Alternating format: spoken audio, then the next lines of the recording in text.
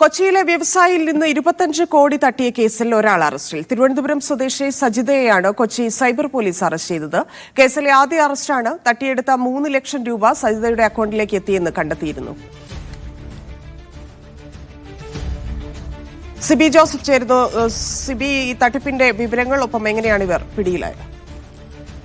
ധന്യ, കൊച്ചിയിലെ വ്യവസായിയിൽ നിന്നും ഷെയർ ട്രേഡിംഗിലൂടെ 25 കോടി തട്ടിയ കേസിലാണ് ആദ്യ അറസ്റ്റ് ഉണ്ടായിരിക്കുന്നത്. തിരുവനന്തപുരം സ്വദേശിയായ സജിതയാണ് കൊച്ചി DCPയുടെ നേതൃത്വത്തിലുള്ള സംഘം ഇപ്പോൾ അറസ്റ്റ് ചെയ്തത്. ഈ തട്ടിയെടുത്ത 3 ലക്ഷം രൂപ സജിതയുടെ അക്കൗണ്ടിൽ ഉണ്ട് എന്ന് അന്വേഷണ സംഘം കണ്ടെത്തുകയും പിന്നീട് അറസ്റ്റ് രേഖപ്പെടുത്തുകയുമായിരുന്നു. എന്തായാലും സജിതയെ ഇന്നിപ്പോൾ കോടതിയിൽ ഹാജരാക്കി റിമാൻഡ് ചെയ്തിട്ടുണ്ട്. തട്ടിപ്പ് സംഘവുമായുള്ള സജിതയുടെ ബന്ധത്തിൽ ഇപ്പോൾ അന്വേഷണം പുരോഗമിക്കുകയാണ്.